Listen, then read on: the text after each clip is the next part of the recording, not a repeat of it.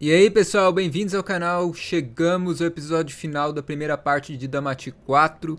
Não faltavam muitas páginas para o anime adaptar e tivemos muitas cenas de ação. A ação num livro ocupa muito mais espaço do que, vamos dizer, no anime. Eu acho que pode se dizer o mesmo para o mangá. O mangá de vez em quando faz aquele monte de páginas desenhadas com uma cena e no anime isso é em 10 segundos. Então, o que acabou sendo cortado desse episódio foram alguns detalhezinhos que é algo normal acontecer. Coisas como explicando o cachecol, que protegeu o golpe do Bell, mas que o impacto foi tão violento, o dano foi tão grande que a mente do Bell processou que ele estava morrendo. Principalmente que chegou a quebrar algumas vértebras do pescoço dele. E é claro, se largasse ele ali, ele ia morrer mesmo. Mas a Liu vai socorrer ele, prioridade dela parar o sangramento no braço e curar o pescoço dele. E depois, é claro, ela também vai participar do ataque. Aí nessa parte do ataque, que morre lá o grupo e só sobra o Bors, o anime cortou a, entre aspas, morte do Bors.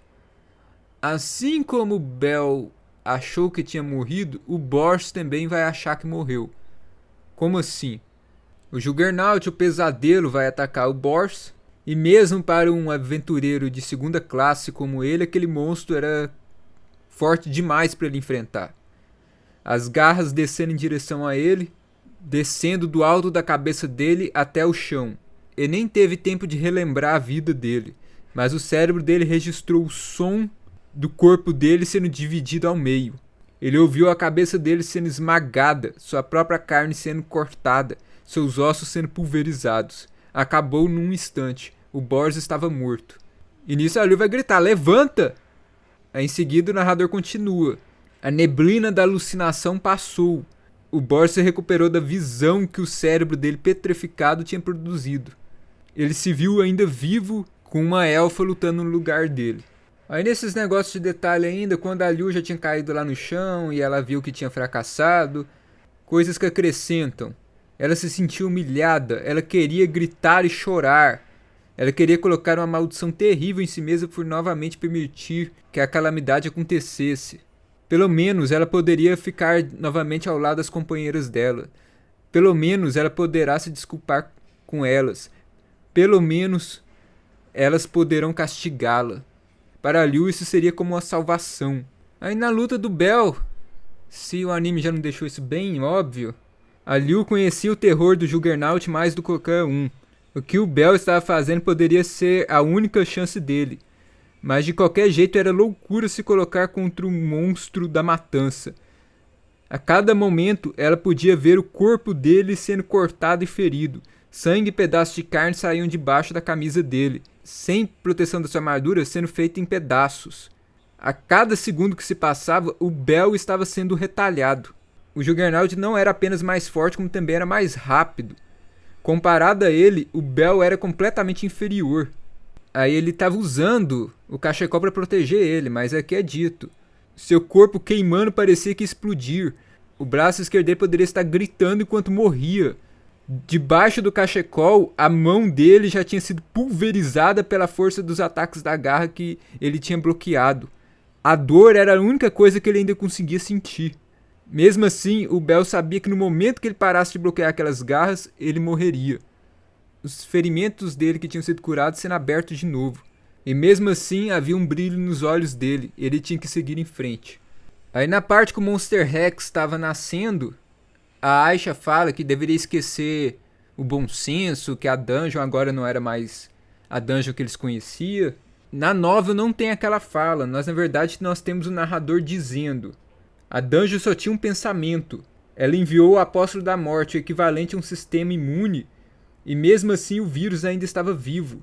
Para piorar, a criança da calamidade tinha deixado andar, apesar do fato de que a contaminação destruindo o útero da mãe ainda estava na Cidade das Águas. Não só um ou dois, mas um número tão grande que não poderia ser ignorado. A dungeon não podia permitir isso. Então ela tomou uma decisão completamente improvável, tornando a sua voz num rugido que fez aquela coisa nascer. E depois dos créditos nós não temos a explicação da Aina falando que é o White Palace. Isso é no próximo volume, mas já colocaram ali. E chegamos ao fim. Então, rapidamente meus comentários para quem acompanhou os vídeos da temporada anterior. Esses foram num nível bem diferente. No outro eu tava desesperado porque estavam destruindo o arco dos Zenos, que até então era o melhor arco da Light Novel. Depois chegou esse arco da Liu, que pra mim superou em todos os aspectos do arco dos Zenos. Mas é porque nessa temporada resolveram fazer uma adaptação melhor. Não é perfeita. Ainda tinha alguns pontos que podia ter sido um pouquinho melhor. Mas comparado com a segunda e com a terceira temporada, mudou da água pro vinho. Eu tenho que admitir que eu não esperava uma adaptação como essa. Eu bato palmas, foi boa. A, entre aspas, culpa disso provavelmente foi o fato de que não tem muito mais o que adaptar, já que o anime tá alcançando a Light Novel. Então, ao invés de sair atropelando a história, eles, vamos dar mais episódios pros volumes que ainda tem restando.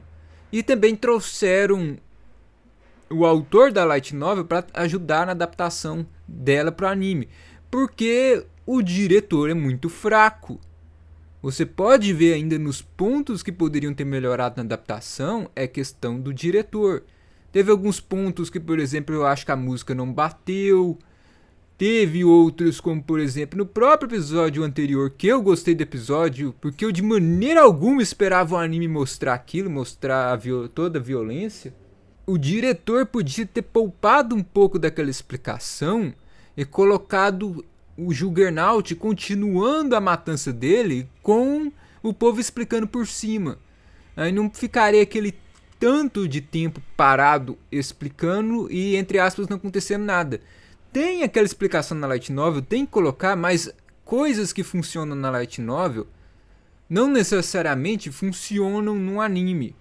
Então, quando você está preso na leitura, querendo saber realmente do que está acontecendo, querendo saber as explicações, é uma coisa. Você vê um personagem parado, olhando o outro falar, é outra.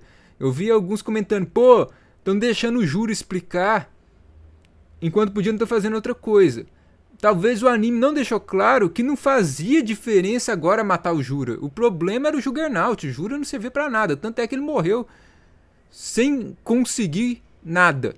Pra Liu, depois que o Juggernaut nasceu, acabou. Vai todo mundo morrer. E daí se o Jura quer capturar ele? É uma ideia absurda. Mas não tem como, a gente já perdeu. Então eu gostei bastante da adaptação. Se você quer saber o que vai acontecer no 14º volume, não quer esperar o que vai acontecer em janeiro, tem um vídeo aqui no canal que eu fiz um resumão completamente corrido de tudo que acontece nesse arco, mas agora vocês já viram o que acontece no volume 12 e 13, então grande parte do vídeo, vamos dizer, é inútil. Mas eu vou deixar o link aqui na descrição, no comentário no topo, para o resumo do 14º volume. Eu mastigo tudo. Aí você também tem os resumos do 15º, do 16º, e esta semana eu comecei os resumos do 17º volume, já está disponível. Se você não viu, também vou colocar o link aqui na descrição. Já está confirmado a estreia em janeiro da segunda metade. O subtítulo seria algo como Segunda Metade, Arco da Calamidade.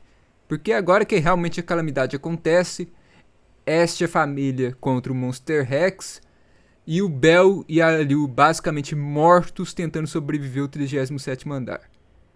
Então é isso, pessoal. Eu espero que tenham gostado dos vídeos. E espero que vocês continuem por aqui, acompanhando meu trabalho. Críticas, sugestões são sempre bem-vindas. Comenta aí o que você achou. E nos vemos no próximo vídeo. Até mais. E deixo meus sinceros agradecimentos aos membros do canal. Algumas coisas aqui só foram possíveis graças à ajuda de vocês. Realmente, obrigado.